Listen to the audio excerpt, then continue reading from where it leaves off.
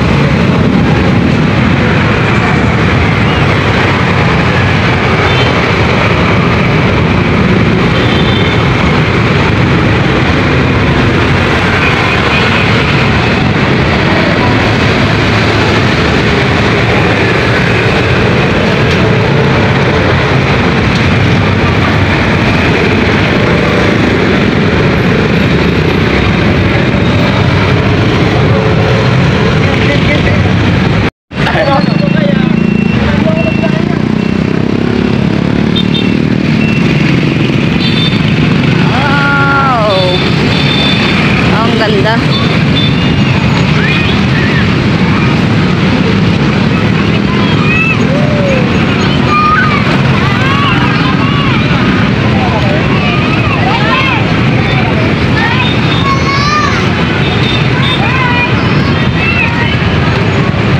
Wow, may entrance yata.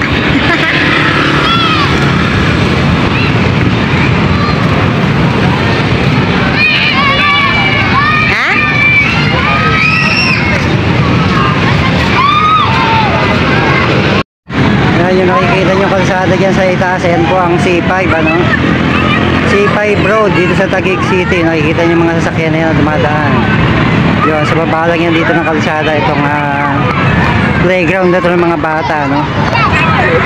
Yan, bagong bago lang itong bukas, no. Kaya ano, nung pandemic medyo sarado pa rin to, kaya ayun, ngayon lang nagkaroon ng maraming tao. So ayun guys, nandito tayo ngayon sa playground ng ng Taguig City dito sa may Bayani Road. Bago lang itong place na to, no, kaya maganda para sa mga bata. Ayan.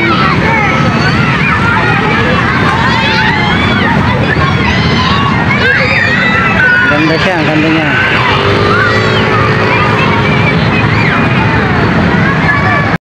Ayan, medyo maganda rin pala ang sunset dito guys na pagkahapon, ano. Ayun. Ang ganda rin pala ng view rito ng sunset sa hapon. Kaya kahit gantong oras na alas 5 na, medyo mainit pa rin ang panahon dahil sa gitna tayo ng city.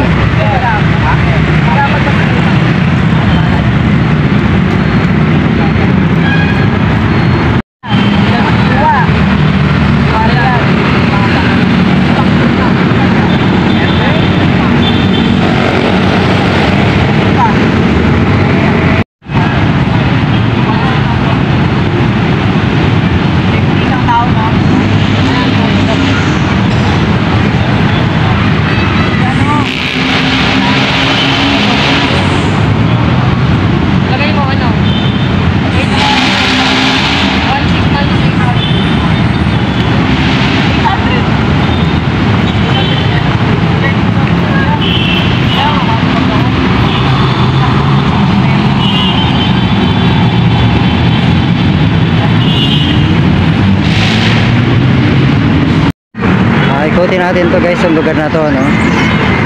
Ngayon lang din ako nakapasok sa area na to, no. Ang inaabangan ko talaga rito yung pagbubukas ng mga yung mga lantern, no. Yung nga lang meron atang seremonya to para buksan ng sabay-sabay, no, sa buong Taguig. Itong mga Christmas lantern na to. Yan, sarado, wala pa siya, hindi pa siya raw kabukas. Ikot tayo ron, magtayo ng sura.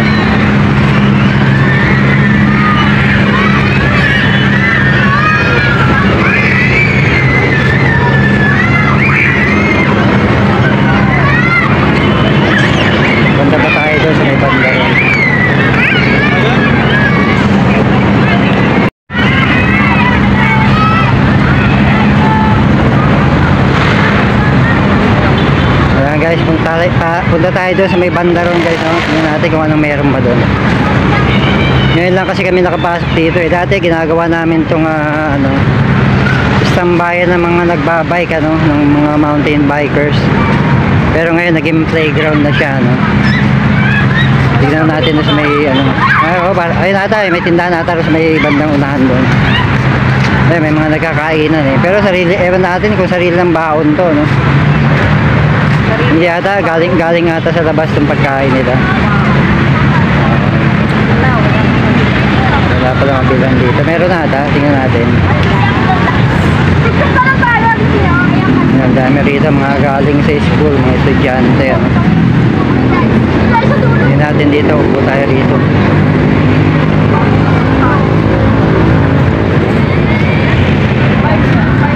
Ay, may cellphone. Ayan. Ayan guys, ako nakikita nyo sa may kabilang side ng kalsada mula rito sa park. Yan ang tinatawag na Heritage Park, ano. So maraming mga public figures sa mga nakalibing dyan, ano, mga mayayaman at mga artista. Yan, maganda yung isa na yan, no? Karamihan mga Chinese sa mga nakalibing dyan. Yan, may mga mausoleum sila, no? Medyo mahal dyan guys, ang mahal sa loob na yan. Mga 100k per ano yan. Hindi lang siguro 100k ang per ano yan, per lot yan. Parang bumili ka na ng bahay na ano, ordinary. Ayan.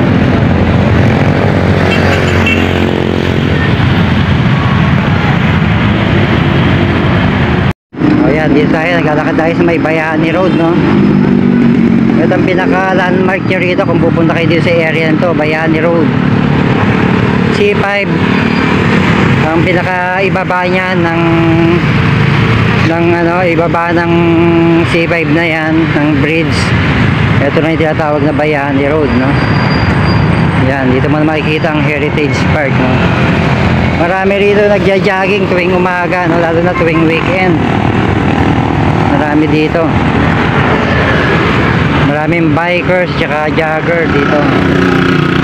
Karamihan pa dito mga nagja-jogging din, mga sundalo dahil malapit dito sa kampo, no? Kampo ng Fort Bonifacio. So yun guys, dito na tayo ngayon sa Heritage Park, ano, yan. Maraming tao rito nag-standby sa hapon, ano, at saka sa umaga, yan, no? Medyo madilim na kasi, ano, inabot na tayo ng dilim dito. Yan, magkabilang kalsada yan, kabila rin, cemetery rin ng Heritage Park yan, ano. Yo, marami mga estudyante ng ano, MCA, yan sa may Bayani Road. Mga senior high, mga estudyante, yan, yung nakikita nyo mga sasakyan na yan. Ayan ang Bayani Road na kalsada, no? Yun ang Heritage Park, yun ang pinaka-marker niya, no? Yun, may mga nagpi-picture taking, marami nakastambay ng mga estudyante rito, lalo na sa hapon at saka sa umaga, lalo na pagka maraming tao rito, pagka weekend, no? Maraming tao dito. So punta natin, tingnan natin doon yung pinaka-marker niya, no?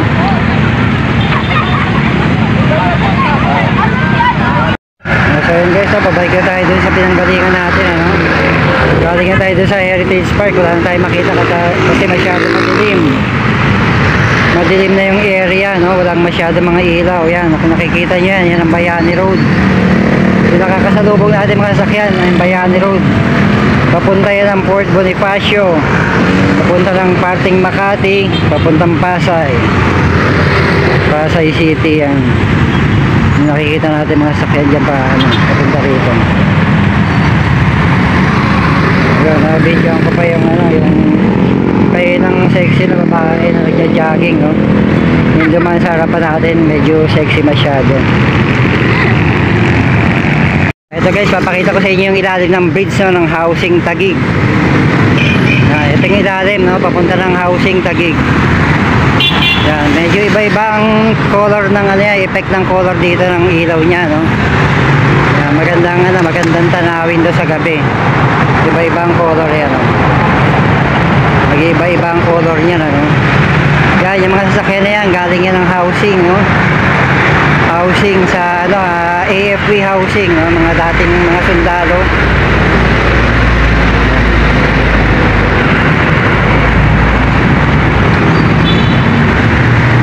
So yun guys, nandito tayo ngayon sa ano, no, Santo Niño de Taguig Parish Church, no.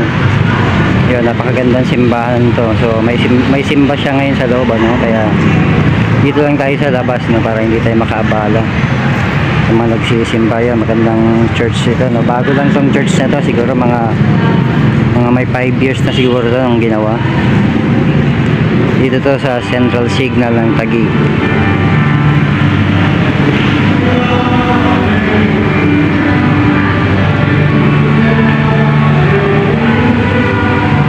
So yun guys, nandito na tayo sa ano, naglalakad na kami pa uwi sa bahay namin, ano. So maraming salamat sa panonood nyo sa aking video. Sana nag-enjoy kayo, ano. Yan, may mga bagong establishment din dito, yun. Meron palang tindahan dito, may kape pala si ano, Einstein Casin Cafe. Galing, ano. So yun guys, sana nag-enjoy kayo sa aking video, ano, sa paggagala natin sa ilang parts ng Taguig, ano.